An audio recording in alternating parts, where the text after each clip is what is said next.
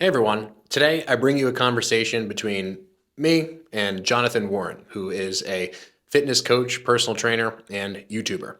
The topic of this conversation is mainly centered around the ECM model. You'll hear that phrase many times. This refers to the expansion compression model that is now gaining traction on social media. So this conversation starts pretty informally. It was kind of a running start, and we literally planned this conversation just several hours before it happened, so it was really all off the cuff. I hope you all enjoy the conversation. Please leave all of your comments, opinions, and maybe questions below. Well, one thing, so I was curious. So when you're fixing your stuff in the gym versus the positional breathing drills, like the way I always look at things, and I know we're kind of diving, we can step back in a second, but it's like like when I work with Sergio, right? Sergio Oliva, he's a fucking massive human being, right? And like you're saying, how much of a difference am I going to make doing low level like positional breathing drills? Like there is a little bit, and sometimes just that little bit is all I need to kind of like then do the rest in the weight room. So when you were in the weight room, did you already get some like potential benefits from ECM stuff, or you just hadn't gotten anything and you just totally kind of like took it out of your frame of mind and went into the weight room and just did more of the traditional strengthen what's weak and loosen what's tight kind of thing? Yeah, so luckily I never got trapped down that rabbit hole of like the stretching and Oh yeah, this. you're very big on that stretching, right? That's one of the things that I see, which Well, I mean, out of the get-go, like that was one of the things that unfortunately, in retrospect, I was very strongly opinionated about. I now am just kind of like indifferent to stretching to some yeah, degree. I'm just me kind of too. like, dude, just like go do it if you want, but like don't say it's going to cure all your, ailments. It's not some kind of panacea.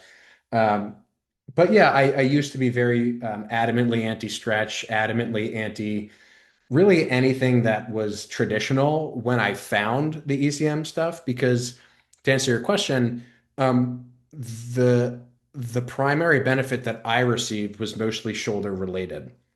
And this is one of the things that I had written down that I wanted to make sure I mentioned, which is like a lot of people who find this model have not seen positive outcomes from traditional methods, right? They have Yeah. not seen positive outcomes from isolating retraction and keeping retraction during their press. They have not seen benefit from, let's say, doing everything bilateral sagittal, right? And so the moment that you start to like sprinkle in a little of this, like, oh, I'm going to train protraction maybe a little bit more specifically, or oh, I'm going to do something unilateral, or oh, I'm going to do something alternating.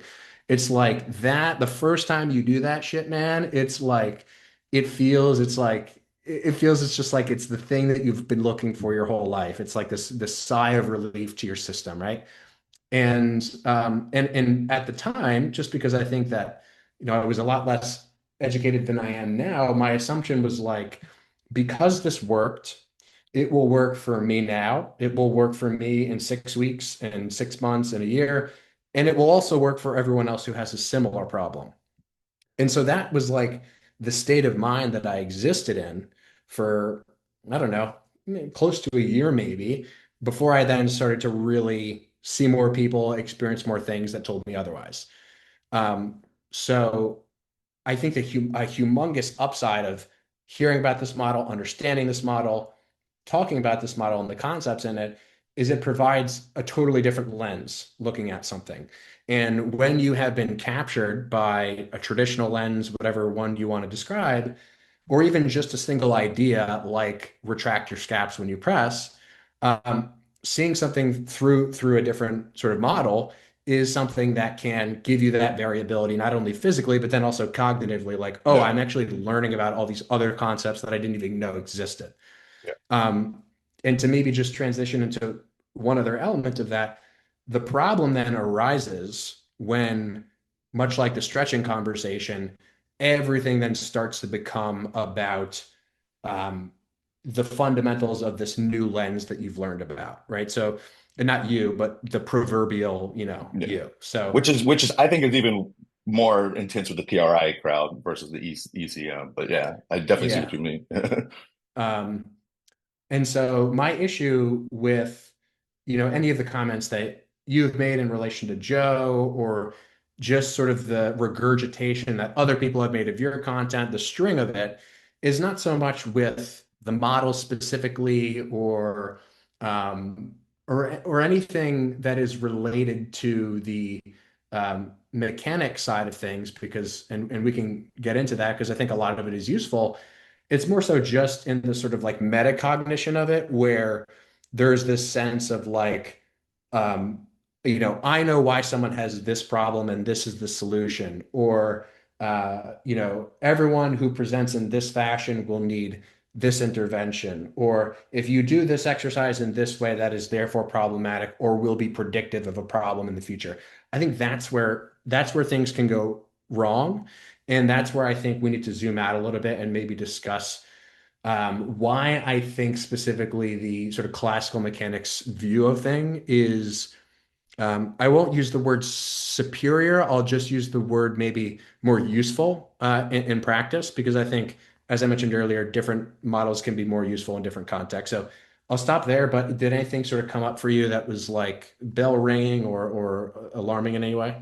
No, I mean, I think the big thing is the movement variability. And it's like I'm not like a lot of people see my stuff and they see certain things, but it's like I'm not against having any kind of position that's fucked up. Like if you want to do some crazy shit, do it. If you want to use a bigger range of motion, do it, but just have the variability to acquire other shapes. And that's what you were saying. A lot of times when you just reintroduce some kind of movement variability, you'll feel so much better. And it's not necessarily that specific movement, it's just the movement options. Having more movement variability in general can really help. So I think that's a big part. I don't think that's like you don't have to look at things through an ECM lens to accomplish that. But I think when you do look at it through there, it can maybe open up a little bit more options to kind of think of to go with that. I think could lead to a little more long term for pain management.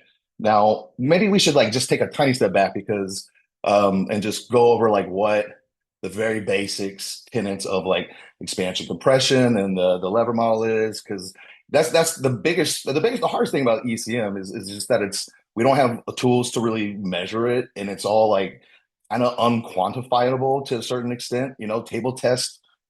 I mean, like what I do is not scientific at all. Like I'll do a table test for somebody and I'm like, how does this feel at the end range? I'm just gauging myself. I'm not using any tools and I'm testing it on the other side. So there's a lot of skill and time required to actually make it an effective model for pain management, at least. So I understand why it is not like something that a lot of people want to invest the time and energy in. But let's just kind of lay out the basics of what expansion compression is. I mean, I mean, you could do it, I could do it, but it's like the whole thing of the ECM model is that, nothing is in isolation. And I think if you really understand the body, and even if you follow lever mechanics, you don't think it's completely in isolation. But a lot of times, even though you don't think that, we kind of set up things externally that maybe create that. And Mhm. so, I mean, you can tell me because if you've spent so much time with Bill, and I know you were on Connor's course, so like I said, I know you dive deep into it, and that's why I wanted to talk to you because I've talked to maybe five or six people that were PRI or ECM under Bill, and they no longer do it. And I always want to be better. So if I'm missing something, like I want to know what I'm missing. But anytime I talk to them, it was always either more the shitty practitioners or more of just like kind of like you, where it's not something to disregard, but is it as useful as some people think?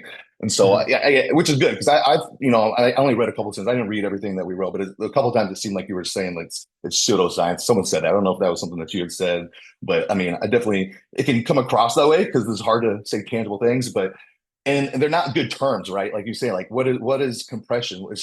It's a change in internal volume. It's your rib cage compressing. It's changing fluids in the joint and in the muscles. It's your diaphragm changing. So it's like yeah, it's a general vague term. And then the expansion component of it, that's going to be inhalation, that's going to be increasing internal volume, ribcage expanding, and those interactions are what creates joint movement or torque in the ECM model. And it's kind of a flow, and it's very different, right? Like me and Pat talked about this. It's like, are you really thinking about it too much on a bicep curl? It's like, no, it doesn't really need to be in the center of your mind. But if I'm maybe if I'm squatting, some kind of knowledge of my pelvic shape could potentially be helpful if I want to drive tension, more to my quads potentially. So, do you want to elaborate on it? Because I know you've gone real deep in the whole ECM. How would you elaborate on the mechanics of it, just the general terms of it?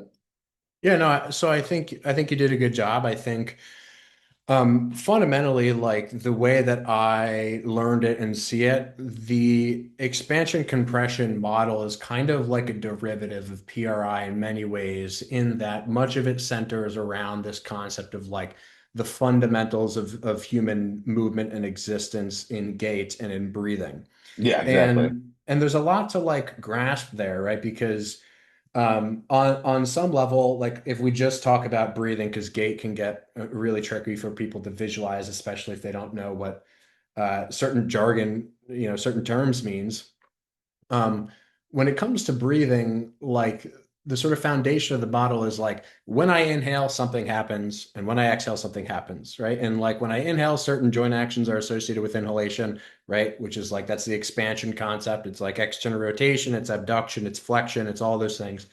It's supination as well. Um, and then when we talk about exhalation, we talk about, again, as you said, like a sort of lowering of volume, and we talk about things more that are like internal rotation, right? This is our force production. And just in the context of the model I'm speaking in right now, this is our sort of force production mode, if you will. It's our overcoming thing, it's our adduction, it's our extension, it's our pronation, it's all those things. Um, so I know I just said maybe the jargon stuff is not helpful. But if that was confusing to anyone who's listening, you could just stick with exhalation and inhalation. And I think a really simple, easy way to grasp this is like when someone is swinging a tennis racket, right, or like throwing a ball at 110 miles an hour. They're not inhaling, right? So it's like, why Mhm. do people in tennis scream? They're like, oh, they make that weird shouting sound or whatever. I usually think it was just some sort of primal call to God. But no, in fact, like exhalation is part of what creates high amounts of pressure, high amounts of tension. So um, I think that when you understand that stuff, it's very useful from like a very broad, generalized perspective of understanding, like, okay, like this is how humans generally function. And I think that there are areas and exceptions to those rules. For instance, I mentioned that like, our internal rotation stuff is like force production stuff, but simultaneously it's like I can do an external rotation and produce lots of force in external rotation. So the reason it gets confusing to people in part is because of what you described. It's like we're not necessarily talking about measurable qualities unless we're, on a table or something. And in that context, we're talking about a person. We're not talking about a population. But the reason it gets confusing and the reason that was me that said that it is pseudoscientific. And I don't mean that in any kind of like disrespectful or insulting way. I mean it in the sense that when we're comparing this model to established models of classical mechanics, right, Newtonian mechanics, um, like understanding that like pressure dynamics ultimately comes from Newtonian mechanics. So Newtonian mechanics is like the biggest. The classical mechanics is like we're talking about Newton shit, like before 1700, that kind of stuff. All of our understanding of current physics, even things like quantum mechanics and general relativity, which are like, holy crap, I can't even begin to understand that stuff. All that is built on this chocolatey core of like um, our understanding of force and torque and lever systems, right? All of the buildings that you see around us built on this stuff. All of the technology on some level that is sort of mechanics based, like cars, right?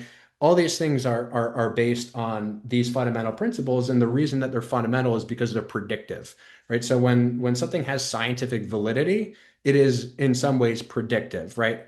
Not to say that like, oh, in the literature we see a correlation between higher degrees of hip internal rotation and lower pain outcomes, right? That's it. That ultimately we're always talking about correlation when it comes to people because people are complex and we can't predict outcomes. But when we say something is scientific, really what we mean is, hey, this thing has been repeated so many times for so long that we have a high degree of reliability behind whatever is sort of in the system to produce an outcome, right? So that's kind of what I mean when I'm making the pseudoscience comment. I just mean to say that this is a very, very new and sort of, I'll use the word experimental model that ultimately has to be rooted in Newtonian mechanics, classical mechanics. So regardless of what we're talking about, we can't really say expansion compression, it's over here, and like lever mechanics is over here. It's like, no, lever mechanics is Yeah. the umbrella within which this other stuff is sitting. And so the question for me really becomes like, can we apply either one of these things effectively in practice? So the answer is yes, but if we're talking about the context, say, of resistance training, of understanding, um, you know, things that you refer to as, say, shape change, maybe what I would refer to as just change in position to bias particular muscles. Like when we're really like on the ground floor trying to inspect those things, I don't think that there is a more specific way to describe what we're looking at than the established classical mechanics that we have. So that's sort of where I attack this from and where I think about it from. And again, I'll just make it very clear to people who are fans of this model that I am not someone who says we should throw the model out or that the model is useless, but I am someone who says that if the model is being utilized in such a way that is creating a sort of like dogmatism or attachment to particular modalities or positions or movements, right? That is where things start to become counterproductive and confusing and also contentious, right? Because it's just like you're basically speaking one language, other people are speaking another language, no one can understand what anyone is saying. And my idea of this whole thing is like classical mechanics is kind of the unifying language. Like that is the bridge, and you can understand both of these things through that. I'm not smart enough to be able to explain pressure gradients and fluid dynamics beyond a very basic level in, our joint Me neither. structures. But one thing that I will say, and this is where I'll put a pause on this little ramble for now, is just that when we're talking about the general principle at like a joint level, right? So like beyond just the breathing, when we're talking about like, flexion being an expansion dominant thing and extension being a compressive dominant thing, um, it's my opinion that those types of descriptions can be very confusing for people because we already have these established terms that are quite specific. And when it comes to understanding like human movement, no, I don't know if you've heard this quote. This is a quote that Bill likes to say a lot, but yeah, he says something along the lines of like, all models are wrong, but some are useful, which comes from this like Yeah. statistician guy, George Box, right? So I accept that like classic mechanics does not cover everything that we currently understand about the body, but classic mechanics is our best explanation and our best attempt at describing all the things that we maybe could understand. And understanding that the expansion compression thing is really a derivative of that, I think is important for people to know. And I also think that from like again, a weight room resistance training, bodybuilding, powerlifting perspective, when we look at like human movement, it's a lot easier, in my opinion, to describe movement through things like joint torque and moment arms and lever mechanics. Number one, because those are the things that people can actually see easily, but also because like internal, like what do muscles do? Like muscles essentially create torque around joints, right? And what happens after that is pressure gradients change and fluid dynamics are created. Through one side of a joint, synovial fluid. We could talk about this at the level of the intramuscular, like the blood stuff, which is beyond my scope. But overall, when we're talking about movement, I actually think that the expansion compression stuff is a byproduct of joint torque and joint torque creation, right? Like you can't move through fluid, right? Because muscles create motion, but muscles create force on bones, and bones basically start to rotate. And yes, there's no such thing as a fixed fulcrum, but at any given point in isolation, fulcrums exist all around. And so when we look at movement, again, in any context, really specifically, we just don't have terms to really describe those things outside of understanding how torque creates rotation and outside of then how rotation results in fluid changes in fluid dynamics. So it's more like it's not a chicken or egg situation to me. It's more like, you know, muscles create joint torque creates motion. Motion creates pressure change. It's not pressure change first and then down to joint torque. And it's not as if these things are happening on separate levels, obviously, they're happening simultaneously, but just in communication and in teaching and in understanding stuff in application, those are all sort of the foundational reasons that I think that the classical mechanics side of things at the sort of lever level, at the torque level, is going to be a better solution in most instances to understanding this stuff. Again, all the while also understanding that there is application to this other thing that we're calling expansion compression model. So that was a lot. I rambled a lot, but I don't know if anything there sort of sticks out to you that is a strong point of disagreement or something. No, I mean, I don't think we're going to disagree on much in practice. It's just this, it's how it always is. It's the little minute couple details that people disagree on, and then that tends to blow up. I mean, I kind of take this same stance as like Pat, as like if you've taken into account like having a decent shape, whether that means a little intrathoracic pressure, intra-abdominal pressure, just not completely letting go of your exoskeleton. And there's always like a range, right? When we talk about like the bench press, for example, it's like it's not like you're all of a sudden an arch and retract and now you're fucked, right? Or you're doing something that I don't like. It's there's all and there's individuality and there's always some gradient with everything, right? We're not in a neutral spine. We're always in some percentage. We're not in internal rotation. We're always in some percentage of external and internal. And I just think that as long as you have like at least like a decent shape and you can facilitate that, like you're right. Like, what am I going to tell someone? Like, I don't use a lot of the terms I use in that video, like in real life. I'm just trying to like kind of get that out there to like understand it from an ECM terminology. But if I'm cueing somebody in real life, it's usually reach, do this, put the pressure here, move your head here, see if you can get the sternum to drop a little bit there. Like it's like never like expand at this point as you're doing this, because that's not going to click with anybody Yeah, at definitely. all. Yeah. And so, like with the bench press example, like I just had Faz on. I know you just made a post recently about Faz lips, right? Got Yeah, kind of yeah. put him in there. Great guy. He was one of my favorite chats I've ever had. Really, really cool dude. And we were talking about bench press, and he's a former powerlifter, and he's got great pecs, and he's a big archer and retractor. And we were talking about a little back and forth, and then I look at his page, and like I'm looking at Faz, and he's if we're going to use the terms, right, he'd be like a narrow ISA. He's a little bit compensatory exhale. He's a little pulled down to the front.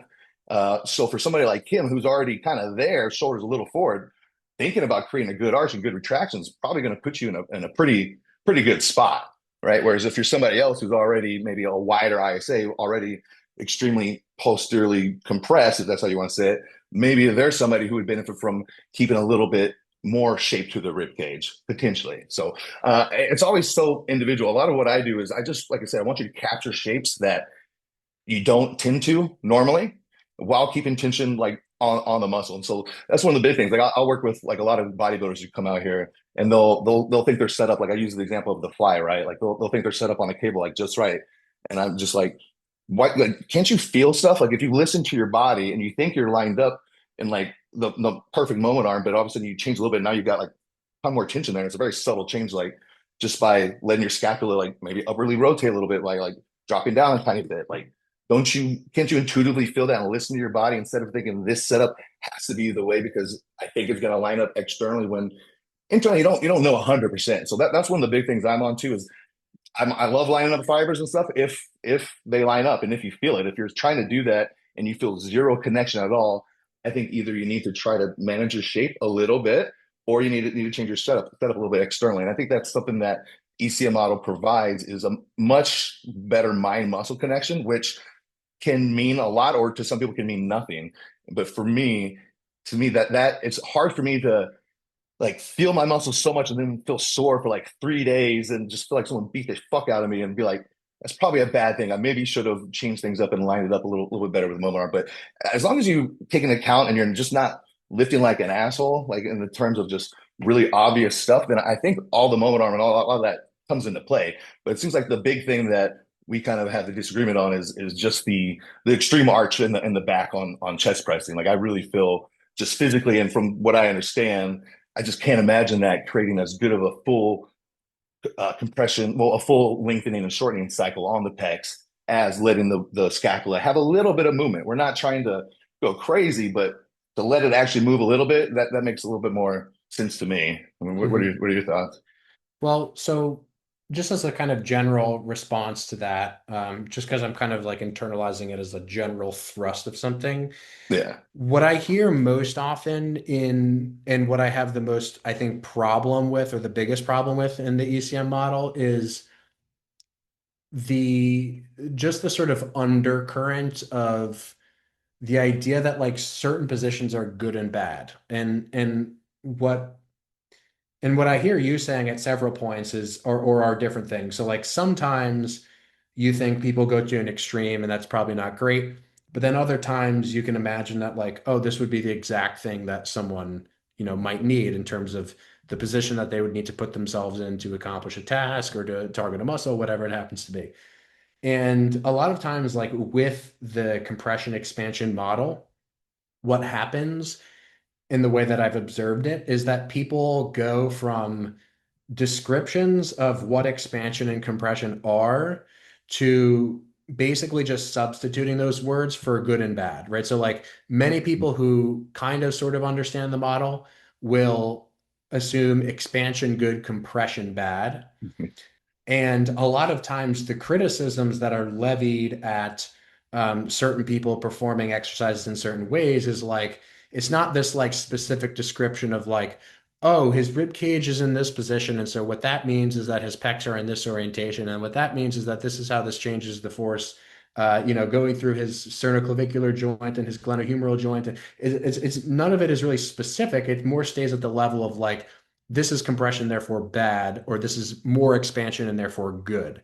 And I think that's where we get into trouble because we stay in the kind of like floating around land of like non-specific terms and terms that people internalize not as what they're meant as, which is just essentially terms to describe position or motion, but they internalize them as again substitutes for good and for bad. And so I think that now we're seeing this whole movement online where people are making 6-second reels about how like your chest is small because you're arching or something like that, right? Or your chest will stay small if you do this arching thing. And videos like that do well and people become more culty and they develop more and more culty audiences. And that's something that I noticed like earlier on when I was into this stuff was the more that I spoke in kind of vague generalization, the more that I attacked people who were doing things that I didn't understand at the time, the more loyalty that I had from a small group of people, and the more money that I made from basically people paying me to fix their issues that ultimately, some of them I was able to help, some of them I wasn't able to Yeah. help. Can I But stop you real quick? That's yeah, something go that ahead. really really bothered me because I fuck around hard and I am really passionate about this and I actually like Joe a lot. I took out a lot of shit I put in there because I was like that's a little bit over Oh, the wow. top. Okay. So this And so was, then I watched it again. I was like I should have probably taken that out. But I mean, I am really passionate about this, and he's made a couple statements, especially with the some of just the breathing stuff, where I'm just like, you're so authoritative about it, but you're not stating like things that ring any what true to me in that, and so and then I know stuff goes on, but I was really excited for him to come on podcast, and then he bailed. So, but I had like I noticed that, and that's why I reached out to both of you guys, but because I had like some people that were like being shitty. I'm like, this is like kind of a character, right? I'm over exaggerated. I'm a smart ass. I love stand up. I don't know if you ever seen any of my stupid shit. Like I love to be ridiculous, but like I don't want to facilitate that kind of like audience where now everyone's like fucking shitheads. And so I had to delete a couple things and I was like, oh, that's not good. So I definitely understand what you mean with that. I can see that. I think I'm at that stage that you're talking about now. yeah. So, I mean, like you to me in this conversation seemed quite receptive. And it seems like the you who was reacting to Joe was not super receptive of anything that he was claiming, right? So like, it's like in real conversation, and that was my observation. I could be totally wrong. So it's not that like, and that's why these conversations are good because like I get to talk to you, Jonathan, the person, and not the text on the screen, behind the internet, right? Although we're still on the internet here, but at least we can, speak in real time. Um, I mean, I think that's good to notice and also like know about yourself. And I would just say that in my personal experience, it has been much more, I'll say, beneficial to my education and much more beneficial to my brain to, the simple version of it is like to try not to take it personally because what happens, I think, you can agree or disagree with this, obviously, is we all like learn about something, we assume a particular model of understanding, and then if that goes well, we have success with people. And what happens when we have success with people is we become emotionally attached to the thing that we've had success with. That just seems to be normal. It's like, oh, this thing is giving me just positive vibes. I'm just getting positive vibes from it. And so, in some ways, it's no longer at that point this extension of you and your understanding. It's no longer about the sort of objective reality of what you're observing and what you're changing in people. It's more about like what it says about you as a practitioner or as a trainer. And to have that questioned is aggravating because you're like, wait a second, I've had this result and this result and this result and this result with all these people, and here you are sort of uh, not really taking the time to actually learn about this thing that I've had success with and that I have helped other people using. Um, maybe a part of you is like, dude, you imagine how many more people you could be helping or educating had you understood this model first before you made comments about it, right? And so I've made that mistake myself. I'm not saying that, I don't really can't speak to anything related to Joe and the things that Joe was talking about. I don't really understand the context of that, so I won't speak on it. But just in general, like I've had many experiences where, just to the start of this conversation, we were talking about how, Cass has kind of just beat me over the head with like an intellectual hammer for the last 5 years. And he's been the person to really push me like in the right direction the most out of anyone. Because there have been other people who have taught me some stuff, but they've also sort of been yes men. They've been, what my focus is happening here. They've also kind of been yes men in the sense that like they were anti-confrontational, and still to this day, like I get threatened when I make a post and someone points out something that is like stupid or wrong that I said. Because it's like, yeah, this is like kind of what we're doing and who we are in some level. And so just a constant reminder that like, oh, this information is not me. Like I am something else. Whatever I am, I don't know what I am, but I'm not this model, and I'm not torque. I'm not force times moment arm.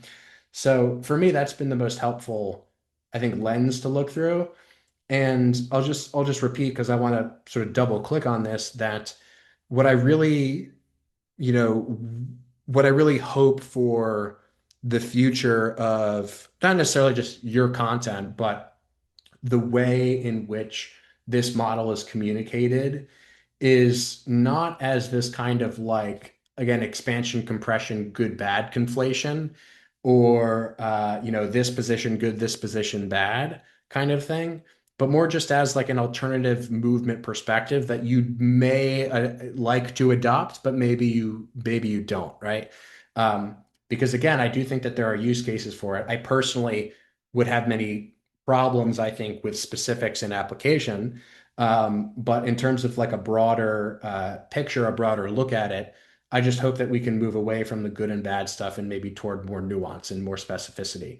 Um, and the last thing that I want to say is just more as a question to you is like when you reflect on the recent video that kind of sparked to this whole discussion, Joe's video, and the reactions to it, like, do you look back on any of it and think like, oh, like, do you look back on it at all and think, at this particular time, like maybe I should have done this thing differently or said this thing differently or approached this a different way. Do you think, sort of what are your reflections on that? Just out of curiosity, if anything has changed for you in the last like couple days or not.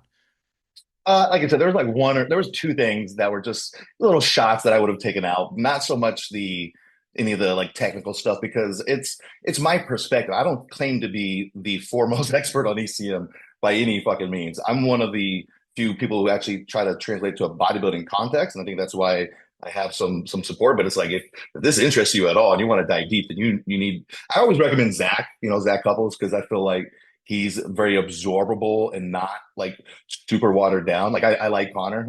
I've done his stuff. I didn't really get a lot from it because I already been through all the shit. But some people critique him in the ECM for like watering stuff down. I don't have any problem with what he does. But I think Zach, if you guys are actually interested in this, go check out Zach Couples and he'll explain it way better than I do. What I try to do is just try to like show visually, and some people can't see it, but like what I was trying to show with Terrence is just the difference in the actual rib cage shape and the difference in the actual gradient of like the sternum moving a little bit compared to like how Joe had no action going on there, which you can build a pretty good chest that way. I mean, Joe had a decent chest, but I always think you're going to get better results long term if you just let your scap move a little bit. If you just have a little bit of flatness there, you don't have to be super flat, you don't have to be super like rounded even. But I just feel like that in general, like so many people in bodybuilding just get stuck in like these shitty positions because they do all their work from there. And I've gotten so many I know I go kind of like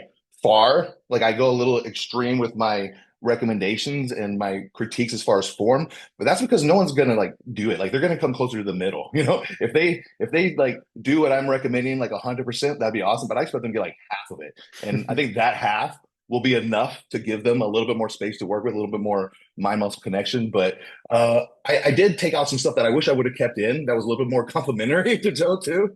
But I just wanted to keep it under an hour, and that was the last thing I took out. So I think that one would have been a little nicer to keep in. But no, I mean, I am passionate about this, and I do think every single lifter, if they have a general framework of it, will probably be healthier long term joint wise. And you can apply however little, however much that you want to it, but just being aware that your position can impact your joints. I think just knowing that, even if that just means you just change your position, you're just not stuck in one forever. But I think having awareness will lead to less long-term joint pain for most people. Is that something you would agree with or disagree with?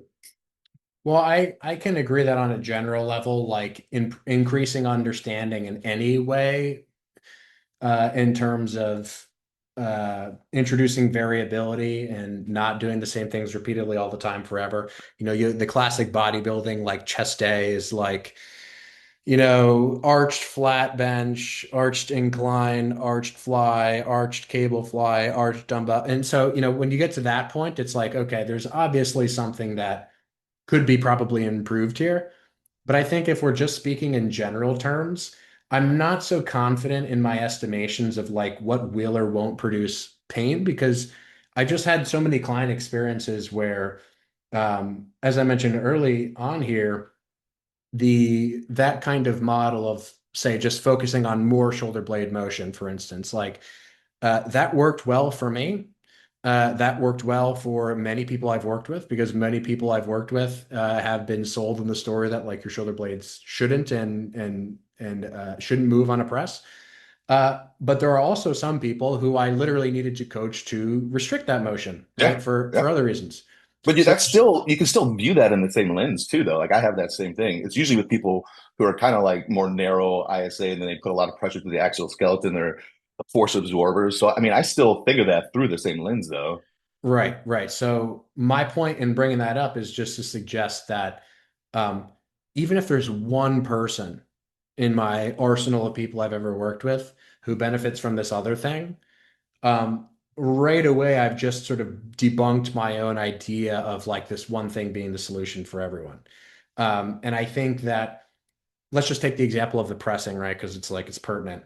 Um, the way that Terrence is pressing versus the way that Joe is pressing, right? It's like both of them have individual histories, both of them have individual structures, both of them have individual limb lengths, different tempos they're using, range of motion across all their joints.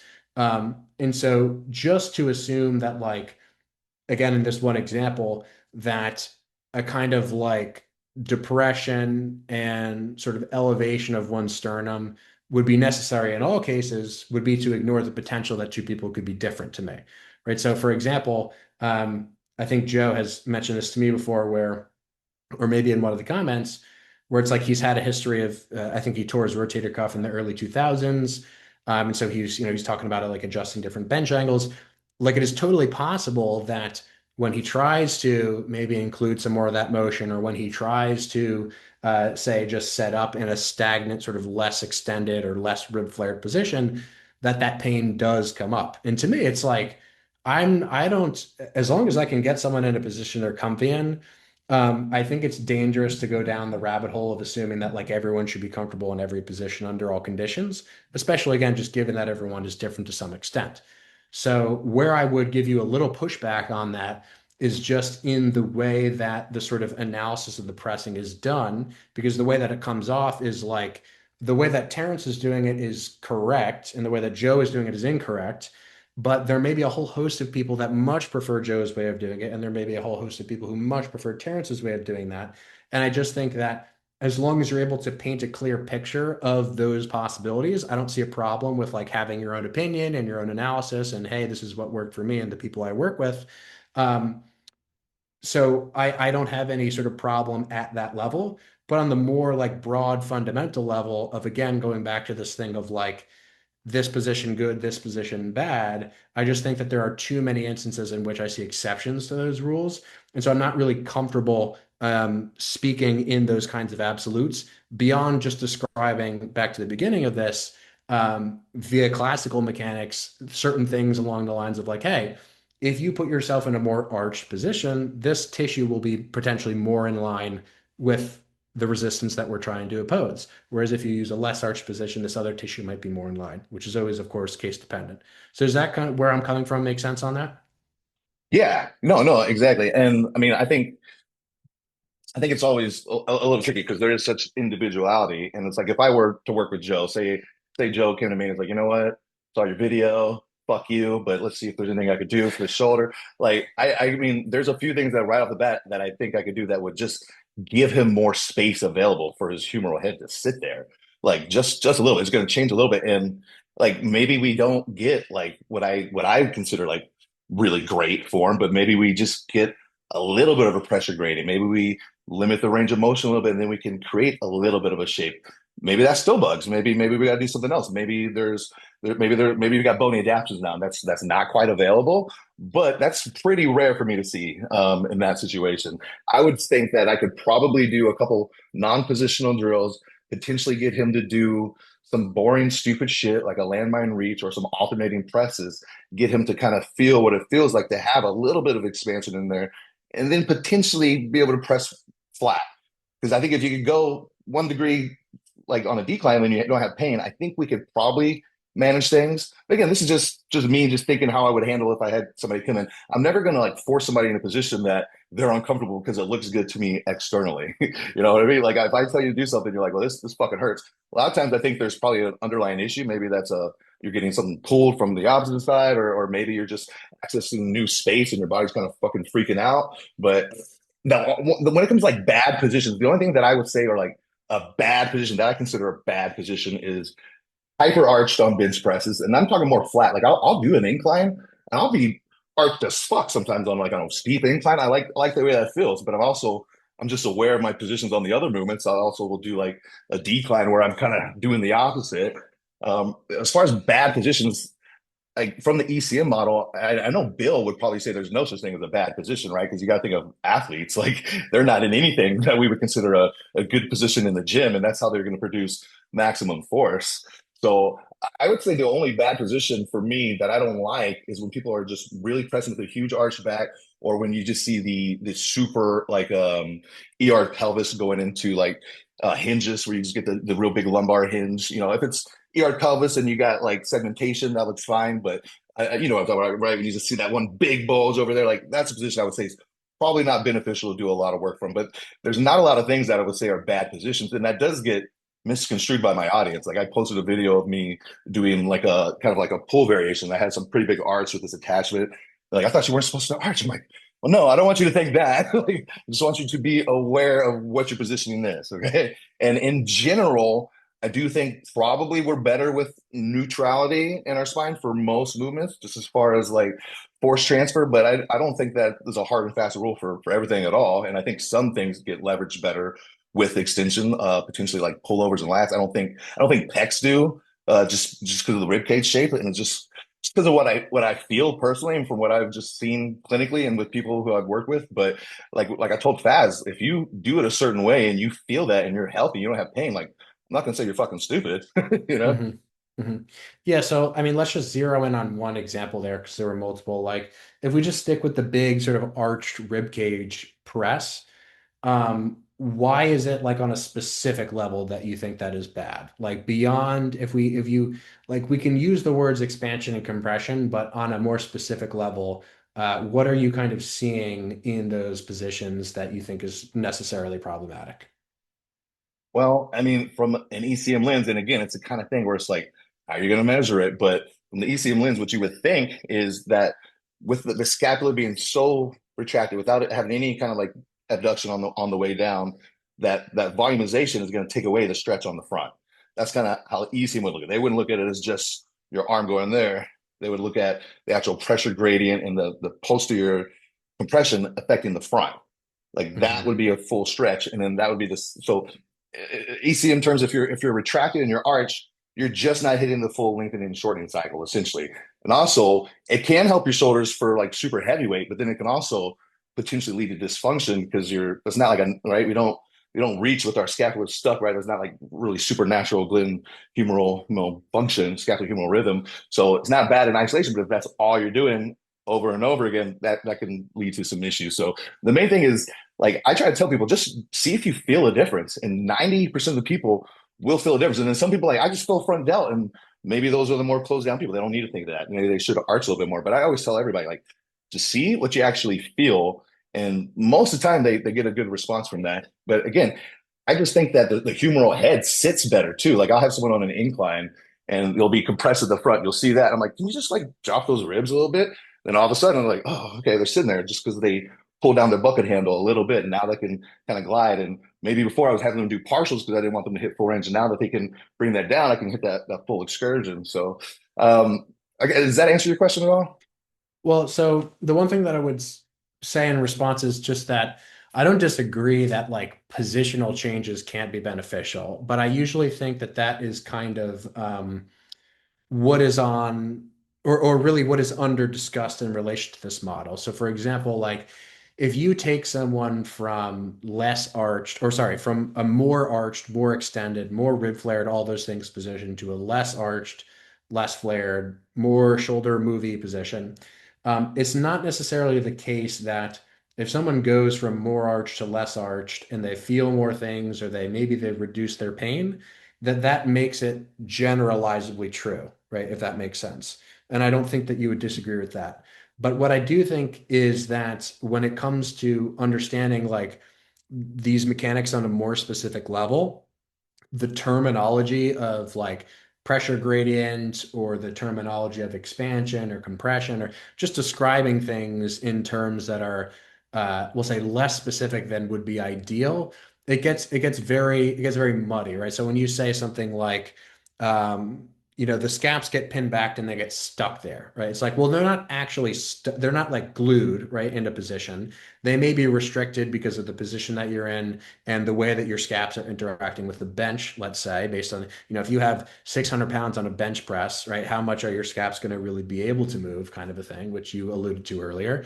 But on the level of, specifics in this conversation, I would just say first, like, okay, if someone's in an arched position and I perceive that, let's say for whatever reason, they're really trying to hold their shoulders back the whole time, my first solution, let's say if a solution is required in the first place, which inherently I don't think is true, would be to just try to bring some awareness in terms of their position and their motion to scapular motion, right? So like you can uncouple spinal position from scapular motion in the sense that someone can be super super arched and I can be fully reaching forward and backward, right? To some extent, there's a restriction based on the context and the position, but like overall, I think that making someone aware that that is even a concept to be able to focus on at all is a huge benefit, but it's not necessarily because of expansion or compression, if that makes sense. So it's like you can bring awareness to someone in some exercise for so many different reasons that to then move outward from that point and to generalize to say, well, people need more expansion here, and this is why this is happening. I'm just not very confident in my ability to actually understand this stuff at that kind of level. I don't feel comfortable knowing why this happened or why that outcome occurred. I just know that like, okay, I got this person to be a little bit more aware of like what the hell their shoulders were doing, and all of a sudden they can yield more control over their shoulder motion. And that just as a general thing makes a little bit of sense to me. The problem starts to occur when in my estimation, when things start to become more confident and also more vague simultaneously, right? So when we're describing things in absolutes based on, again, these words expansion and compression, which again, I'll repeat, just oftentimes come off as good, bad. Not only do we not really have anything to discuss on like a specific level, like in terms of the joint actions, right? So we can say retraction and coupled with elevation, we can describe the joints that those motions are occurring at. We can describe relative to the load how forces change in different positions. But to stop the conversation at expansion, compression, or pressure gradient to me is, I don't know, I have a hard time using that language and using the model, mostly just because it's not specific enough for people to understand anything tangible with, right? So they Yeah, kind of I get that. it stays in this like floaty land of like I don't really know what these terms like are meaning, but like I would know what protraction means. I would know what retraction means. I would know how to conceptualize the fact that the lower pecs can protract and depress, but the upper pecs can't do that. So my understanding of this stuff, just in again of my own experience, has gotten so much better just the more specific I've tried to become. And so when we zoom back or we rewind back to this conversation of like the arching concept and if that is actually bad or not, I just don't feel comfortable holding that opinion on a generalized level because again, there are some people who would feel more comfortable with that arch position and who I'm not really inclined to try to change if they are comfortable in that position, right? And so maybe just more broadly, this point will be helpful to some listeners. Um, a lot of times with these types of models, again, models that, and I also want to make it clear, I'm not like blaming Bill for any of this. I think Bill Yeah. has his, I think, Bill would fucking hate me right now. oh, okay, so I can't speak to that, but you're the one who said it.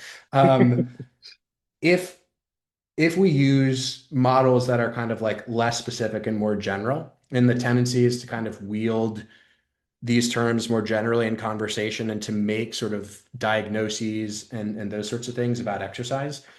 What oftentimes happens, as per the conversation around like good, bad, and when people start to view certain positions and motions as good, bad, is they start to want to try to fix certain things that don't necessarily need fixing, right? So for Yeah. me, for example, if I'm going to do a barbell bench press, which I rarely do now, I only do it really when I'm caught up in a circumstance where I must press a barbell. I'm not anti-barbell, by the way. There's only so much time that can go by in the way that I execute that motion that can pass before I start to feel this right shoulder thing again. So what I do is I just do it in a way such that that right shoulder doesn't hurt. And I have not, and this is why I think that in my estimation, I was always bumping into these hard objects is because I had this idea that like, oh, if only I could gain expansion through, T4 to T6 so I could, abduct my scap in this press properly and I could perform proper protraction, make sure I get my left ribs down, right? If only I could do that, right? Then I wouldn't have pain. But I was creating in some sense that problem for myself, right? I stopped doing the thing that was hurting. And I certainly don't think that like everyone needs to try to get to a point where everything all the time is comfortable. It's like, no, again, all these individual factors for everything from the amount of muscle that you have to the shape and the structure of your joints. It's like people can vary almost like a scary amount, like the length of certain bones, which is an obvious one. A less obvious one might be like, hey, how much does your acromion like actually tip over your humeral head, or like how protruding is the infraglenoid tubercle of the scap, which is like that for those people who don't know, it's like the little thing that kind of cups the humeral head. Like all those things can be so different that I'm just not inclined to think that I need to be able to do everything because I want to. And that is, I think, the biggest or was the biggest lesson for me in moving away from that model, maybe to sort of full circle with this, is that the more specific I got and the more that I was questioning like the specific terms and why I was holding certain opinions, the more that I felt like I could move in a positive direction. And the more that I sort of tied myself to thinking within the box of the model or really any model, um, the the more again hard objects I felt like I was constantly bumping into. So um, apologies for that long-winded way of basically responding, but I think an overall takeaway for me, at least from this whole conversation, would be something along the lines of like, if you think a position, a motion, a loading parameter is bad, why do you think that? And if there isn't some kind of like super specific it doesn't even need to be quantifiable, right? It doesn't, we don't need to put numbers to these things. We don't need to measure moment arms. We can just talk about like, hey, what is your experience and why do you think that? And so this is why I have kind of retracted my, we'll say, attachment to this model, is just because when I have been able to move away from it and get more specific, just in terms of physics, in terms of like, not just force and not just torque, but really how those things affect an applied setting. Or just the more I've been able to extract from training and the more I've been able to sort of help other people. So that's what I go with. And I try to stay in the land of like exploration and uncertainty. And for me, it's way more uncomfortable, but much in the same way that being intellectually bullied is uncomfortable, I think that it is nothing but productive, ultimately. So, Yeah. Yeah. And I do think there's a lot of people, patients and clients that this can lead to neurotic behaviors. But I would say too, like once you kind of walked away from the model, in a sense, like you still had it in the back of your mind. Like there's still things that you're going to be aware of, even though you're thinking in lever mechanics too. But I went a little bit deep, like like most people when they first start that, you go a little overboard. But I reeled it back pretty quickly, and I do think that's a huge practitioner problem, especially if we're trying to make like gains in the gym. Is maybe I used to sit there and I would do like a lion left after adductor pullback, and I would sit there and do, which is, this can be a fine move. I have a lot of people do that still, but like now, like maybe I'll just do like a staggered deadlift with my left toes elevated and kind of access that space, and then I'll pair that with maybe a kickstand dead on my right side, and now like my pelvis still is nice and squared. Like I can literally like feel my feet contacts potentially better in the ground. I can check my range of motion, which that's always a tricky thing, right? Because you never know if you're taking it from somewhere, if you're orienting, but if you know what you're doing, you can kind of see, you can create the same changes while getting some work done, even if it's just warm ups. But even like with pretty good work sets, you can still keep your shape and create positive adaptations. I mean, when you're going balls to the wall, max effort is going to be hard. Like no matter what, you're gonna compress. And I try to let people know that. Like, don't think like don't think you're not going to get squished the fuck out of yourself if you're pressing max weight. It's gonna happen. That's okay. But I think that a lot of people do get way too neurotic and they just fall in that trap, and then it starts making them magnify their issues a lot more. But that's something that I feel like I've really been able to avoid a lot by making it more about keeping the concepts and applying it to exercises. Maybe I'll do a step down. Like if I got somebody who's got like dog shit straight leg raise, like maybe I would do a wall walk down back in the day, or do maybe I'll just do a step down, a contralateral step down, loaded pretty good, and that'll just create that little bit of movement in that pelvis band, and that'll create that internal rotation shape. And now they can actually do an exercise that they couldn't do before. They can do a 90-degree step up that's available to them when they didn't have it before. So I do think people need to do it more in the gym. What I'm curious about is if you're using the lens at all for leg training, because I mean, when it comes to upper body, really the only thing I'm thinking about is my rib cage just expanding and compressing, not doing anything crazy. Lower body, I do think in terms of gait a lot of times. Is that something that you do currently or not at all? no, I mean, I haven't thought through the specific lens of the model really with anything in a long time. I would say, as I mentioned, it was more influential in just opening my mind a bit to some upper body mechanics stuff. But in terms of the lower body, uh, beyond low back stuff, not really. But what I have actually done that has not necessarily been in conflict with the model, but that has been helpful in moving me in the direction that I want to move in, is just kind of ignoring the traditional advice in relation to most things pelvis and spine, and applying the sort of classical mechanics lens to that. Like, so just as an example, one of the things that people are scared to do now, I don't know exactly where you stand on this. One of the things people are scared to do now is like posterior tilt really in any context, because the way that that's communicated with through the model is essentially, and again, I know that Bill would say something different from this, but it's essentially a bad thing. It's like, in other words, it's a bad thing. Do you think that's to swing away from PRI a little bit when they started doing that? Because PRI was really big on it. That's kind of my thought. Yeah, but PRI was also more like, PRI was also more like you're putting yourself into that tucked position out of the get-go, and then you're basically moving through a more globally flexed position. So it's not like really like they were um, anti-posterior tilt, or sorry, anti-anterior tilt, in the sense that like well, I guess they kind of are because Yeah, it seemed they like they are. yeah. So the one exception, though, there are some exceptions, I think, in the context of PRI where, um, I mean, everything in PRI, to my understanding, is mostly about the stack.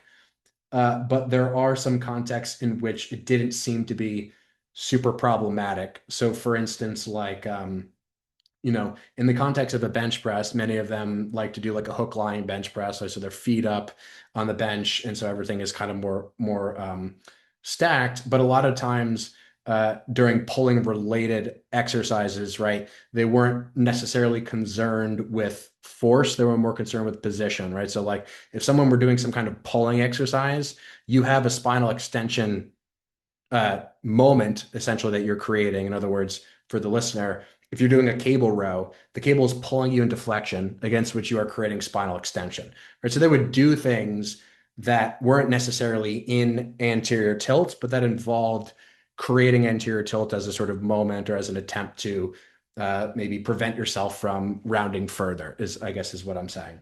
And in the context of a squat, right, many of their squats are front loaded, right, which by definition is also creating more demand on spinal flexion and really ultimately spinal extensors, right? So spinal extension. Um, so I don't know where that started, So but we were talking about Bill and the tucking, and I just because oh yeah, PRI yeah, is so big on it. Yeah.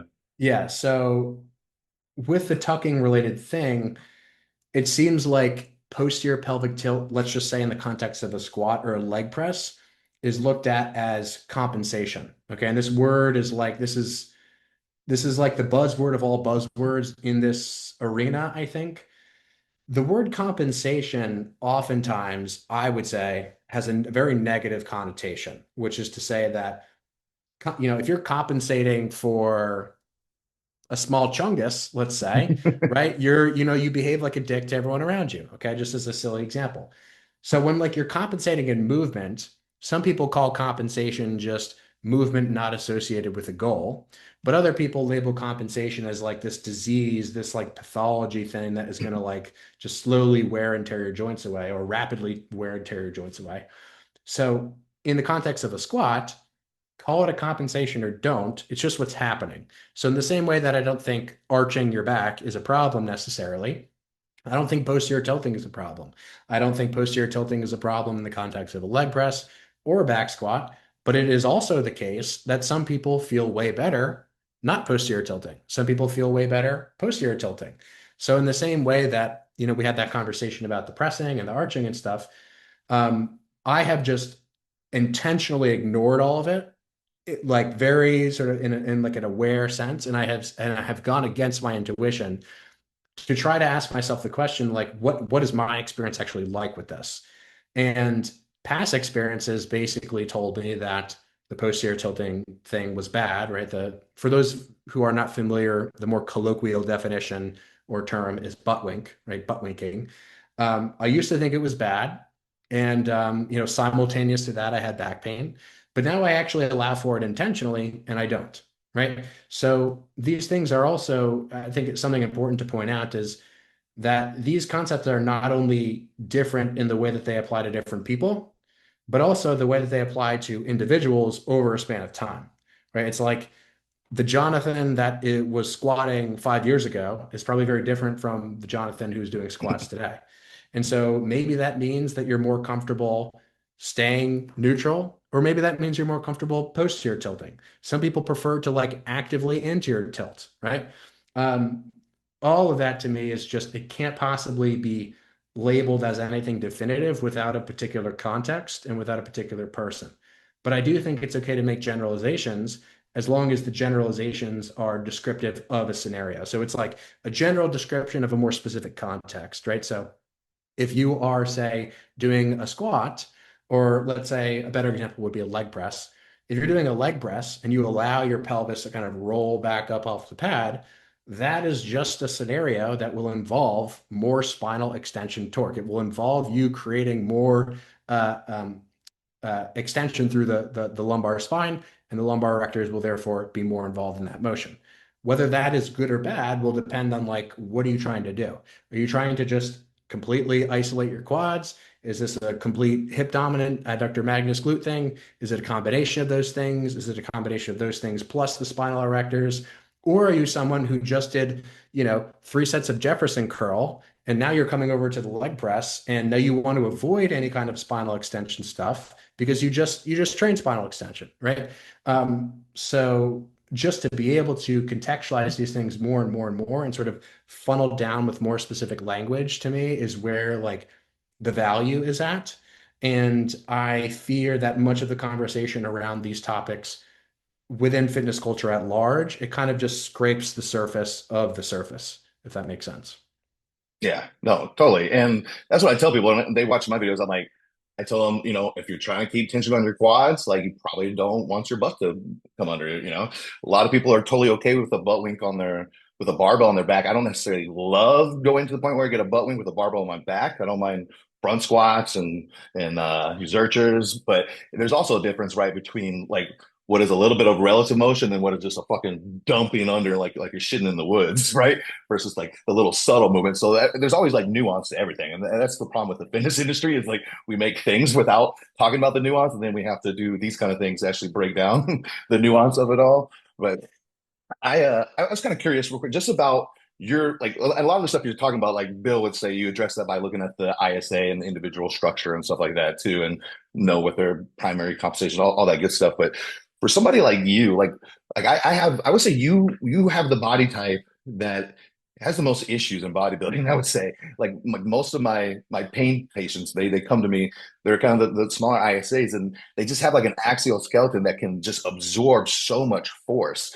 Like when I watch you lift, like it's not like you have like bad mechanics and shit, but like I just see so much wanting to go through your axial skeleton because you're able to do that, right? Like you're not going to see like Sergio Oliva. Like I'm not going to be able to have him do a backflip. He doesn't have that ability to produce that force through the axial skeleton. But somebody like you could actually do that. So I think for you guys, it's a lot harder to potentially keep tension on the muscles. Do you feel that way with certain structure types? Like with you, does that make sense to you? That's just what I see. So much like people might be trying to do their press and then just the scap just moves immediately, like right away. Where someone who's a little bit wider structure, they're just going to have less movement. They're going to have less ability to, accidentally turn. They're going to feel like they're going to keep more on the actual tissue. And if they do compensate, it's a lot more obvious. Like you guys can do really, really subtle shit. I've really noticed like you compress, not that you're super compressed, but like compressed ISA, like narrows. Y'all are the hardest people to manage. Do you have any thoughts on that and how potentially ECM could help with that? Or is that something you would still just completely address through lever mechanics and stuff? Well, I just look at it more on like the individual basis of like what, say, am I presenting with, or what is the person I'm working with presenting with, rather than through this more generalized description of like what structural archetype someone might be. So, a good example of this might be like it is possible that someone with a narrower infrasternal angle may appear wide because of, say, how much tissue they've built or how much tissue they put on if it's, Or how adipose. squished they are. Yeah. Sure. So just with that said, I try to stay away from as many assumptions as I can. I mentioned to you earlier that I actually enjoy now working with people who I've never met before because the problems are all just emerging in real time. And I think that like that is the definition of like what professionalism looks like in this space where you don't necessarily need to make assumptions. And when I say professionalism, I just mean like some form of expertise or higher skill. I don't really mean professionalism in the more generalized sense. I think that the more assumptions that you make about a person and the more of a box that you put a person in, the more likely it is that you're not going to be able to necessarily pivot when pivoting may be necessary. So, like in my own experience, just with like my structure, I mean, I know my body fairly well at this point in terms of things that I'm comfortable with and not, and I'm working on the things that I am not comfortable with, but that I would like to be comfortable with. An example I just mentioned is like posterior tilting on a leg press. Like that is just an adaptation that I didn't necessarily have pain with, but that I wanted to improve the position of just to see if I could because I used to not want to do it or I used to fear it.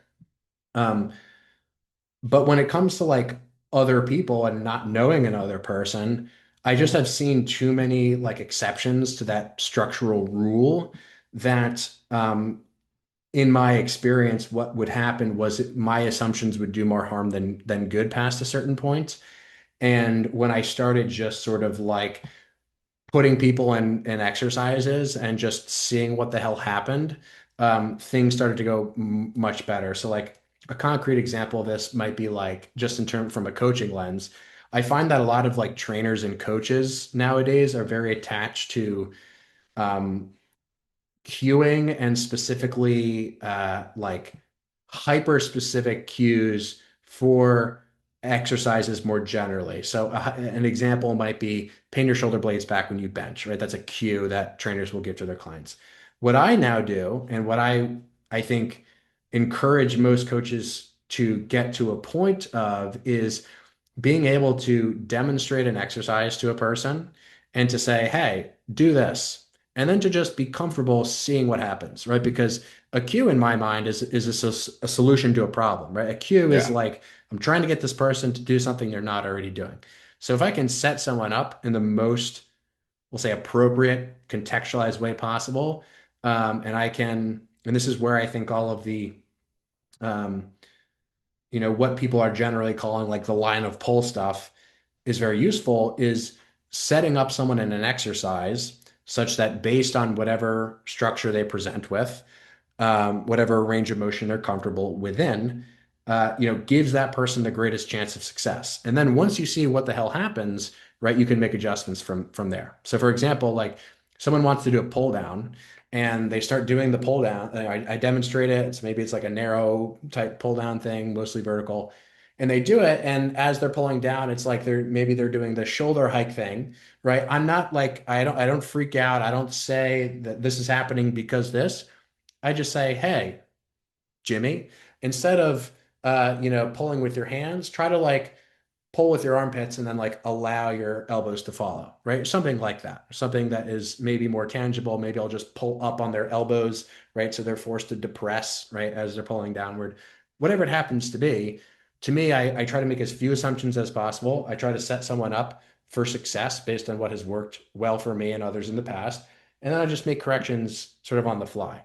And I think from a generalized educational perspective, that's one of the reasons I think it's very helpful to teach people specific language rather than to teach people rigid models of structure. Because when you teach people specific language, right, you can navigate across a million contexts without having to worry about whether someone fits into this box or another box, if that makes sense.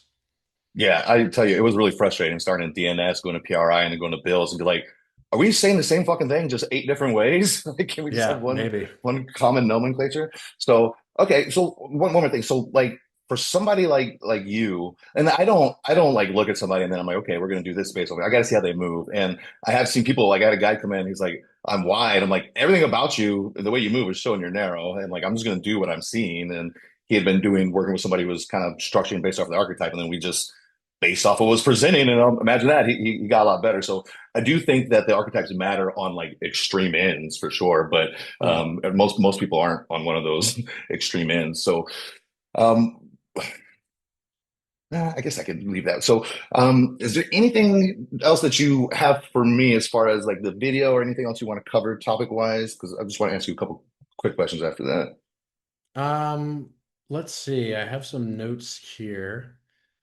I mean, any of the things that are more specific, I would just say relate to like our general conversation already, which is just that like I think the way that you present here in this conversation is different from the way that you present in your sort of like critiquing form, and which I think to some degree is like content is content, and I understand the lens of content. And I also understand that giving 5 minutes of context to every claim is impossible when you're trying to make something watchable. But I would just say, generally speaking, that like you seem like someone who to me is not like you seem like a reasonable guy. And I think that just moving forward, take it or leave it, I would like to see more of that sort of reasonable side of you when critiquing other people, especially someone like Joe. Like Joe is a knowledgeable guy, and I think that if you two had a conversation, it would go very differently from how the communication has occurred so far. So I just think that like from where I'm sitting and from what I'm observing, the you in this conversation is more sort of open to different ways of seeing things than the YouTube version of you. And I think that like developing or really just portraying more of that side will only be of benefit to you and your audience because the more sort of like critical that you become of other people in my own experience, the more that your audience will become sort of cult-like and dogmatic about anything that you say. And that's not really like an audience that I think you probably want, for yourself and your learning and your sort of journey here because like I said, there have been many people who have done that for me where they kind of like called me out on being too absolute or just being a little bit rigid in the ways that I was thinking. And I was super like happy to have been made very uncomfortable by those people. So if you give me permission, I would like to make you uncomfortable more, Yeah, more often in the positive intellectual sense. that's the And I would best. and I would expect the same from you. Yeah, no, for sure. Um, just a couple quick general questions real fast. So when it comes to like range of motion, are you thinking ECM at all, or is it just pure levers? I mean, I know you're not like letting people go to fucking be ridiculous, right? So how do you manage what is like an acceptable range of motion if you're looking at it through the lever model? So I don't look at range of motion through any particular model in the sense that I don't apply a standard to people.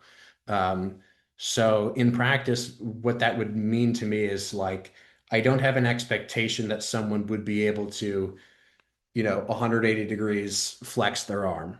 If they perform less than that in a given context, I'm not upset about it. If they perform half of that, maybe I'm like, okay, if someone can only raise their arm to here, like something's happening. I don't know what it is. But like maybe we look to, raise a little bit higher. So it's like where you draw the line of range of motion is like always going to be somewhat arbitrary in a sense. I don't think that there are standards though that I apply as a general rule. I think much in the same way that I spoke on like queuing and stuff. Um, I think that whatever a person's range ends up looking like, as long as it looks like something that I want out of an exercise, is sufficient for me. So if someone is more comfortable in a pull down, right, flexing here instead of here, then I'm just gonna have them do a pull down here. And I'm not too upset about that. I think that much in the same way that people can drive themselves crazy pathologizing every kind of movement that they're not comfortable doing 100%. I think the same tends to occur with range of motion. And when people are in pain, because a lot of times the mobility conversation is closely linked to the pain conversation, I actually try to avoid closely linking those things in the way that most people do, just in the sense that I don't automatically assume that because pain is present, that mobility is the solution. I think that typically speaking, um, working within a comfortable boundary of range of motion tends, in my experience, to allow people to become more comfortable through greater portions of ranges rather than trying to force people into positions just because I have some kind of expectation as to what they should be able to do, if that makes sense. Is there like situation where you pull somebody out of going like what you might think of excessive range of motion, or if they go there, you're good with it? Yeah, so I would define range of motion within the context of like what is being attempted within an exercise. So like if someone were to be doing a press and like they get to a certain point back here and instead of say pulling things back to actually, fully stretch, say sternal or whatever it happens to be, they start to maybe do this thing, right? Where things start to move forward. I'm not all of a sudden going to like throw a flag on the play and be like shoulder cancer, right? But I would just say, hey, at this particular moment, we're no longer stretching the tissue. So I do have a certain expectation about like what a thing could look like. but the range of motion is always relative to the goal. It's not relative to a standard that I then impose on the person doing the thing. Nice. Yeah, I like that. And then one last thing, I was just curious, back to the leg trainer real quick. Are you thinking about foot contacts when you're doing stuff? What are your cues that you think of? Whether it doesn't have to just be legs, but in general, what are your main cues that you do to maybe have someone keep a shape or position that you like without having to think about it? I think it's like so exercise dependent. So like if you take two ends of the extreme, let's say like the most quaddy squat to the most hingy squat, right? Like the most quaddy version of a squat, let's say, machines included, would be something like a pendulum squat, right? And in something like a pendulum squat, right, the direction that the pendulum is swinging is such that there is a ton of pressure that needs to move toward the toes, right? Because if you think about like for people who don't know what a pendulum squat is, just maybe Google it. And as you're listening to this, your feet like have this tendency to slide up on the platform because basically the back pad is swinging you forward. So if you imagine the platform were like a sheet of ice, your feet would slide up the sheet of ice. So in that force scenario, in that force context, you actually need to have more pressure through the front of your foot so that you can push against that direction of friction and push yourself backward. But say in the context of like a really hingy glute dominant squat or in the context of like a deadlift, right? Just by virtue of the fact that everything is moving backward, obviously you have the counterweight that you're holding or that is on your back pulling you forward, right? The pressure in your foot is not, or hopefully should not be close, super close to your toes. Your toes end up like basically grabbing the floor like they're trying to hold on for dear life, right? The pressure is going to sort of naturally shift backward. So my model for foot position and foot and really just position more broadly is less about having a model of like the way that the body should be positioned and more a model around like what am I trying to get out of an exercise context and where do I think foot pressure on average should be related to the forces, right? The pendulum and the hinge being two examples of that. And I think that is maybe one of the major drawbacks of this model. If I had to just mention another one, which I think is that like when you try to apply um, non-exercise motions and ranges to exercise, things can get pretty muddy and also confusing and potentially problematic. So like we started off talking about like breathing and stuff and gait cycle. Like gait cycle is by definition something that is meant to be like very low cost, low energy, very small ranges of motion. So one of the criticisms that I have, and this is not levied at you, this would be more a criticism of the general principle of applying ECM to lifting related contexts like Bill originally did. Um, Although I need to be careful about bringing him up because he'll probably come at me with 50 things that I've never heard about before. Respect and humility toward that guy. But like there's no context within gait within which your glute max is remotely close to fully stretched, right? So it's like applying gait cycle to a full range squat, full hip flexion squat has significant limitations in the same way that applying shoulder motion and mechanics has very limited application to something like a pull down, right, where you're moving through full upward rotation, elevation, and flexion, right? So on some level, I think that what the at the heart of the problem of this model applied to lifting is just the fact that it is not designed for lifters. Like it was not originally created, and I'm sure you know this, for people like you, right? Or like any bodybuilders or people who are taking lifting seriously. And so part of the, I think, trouble in application is almost like, yeah, well, like, duh, like this was not a thing that was created for specifically a lifting context, although it can help for all the reasons we've talked about. I think that it can be very confusing to people who don't really understand that context, and how to sort of reconcile those differences when it comes to actually, training someone on the floor or training yourself in the context of really any muscle. Yeah, interesting. Yeah, I really use gait only as a sense of whether I'm trying to drive more IR or ER for the moment for whatever exercise that is. I just kind of think about the foot contacts and where I'm at with the hinge, right? If I'm trying to drive IR on a squat because I want more quads, I'll probably think about letting that weight shift, from a little inner heel to the first med head to a lot of times if I'm trying to target quads, I try to do that, like you talked about, create a slight anterior tilt as I'm hitting depth to maybe give a little bit more IR space. So that's really how I think of it, is just partial, and really if I'm trying to drive IR or ER. I was just curious your thoughts on. I know that's kind of one of the criticisms that I see levied at, is that squat's not walking, and it's not, but there are components of gait and everything, I think. So, well, this has been really good, man. Is there anything else you want to throw at me? Anything you want to talk about? No, I think it would be fun if you had more of these conversations with people who are kind of on the other side of things, just to kind of get their perspectives and where they agree and where they disagree. And I'm sure there are people who are like, so anti-ECM that like their head is just exploding, listening to all this. And I'm sure there are people who are somewhere in between that and sort of where I am now. So I just think that it would be good for everyone probably to just have more of these and more real conversations and less, typey.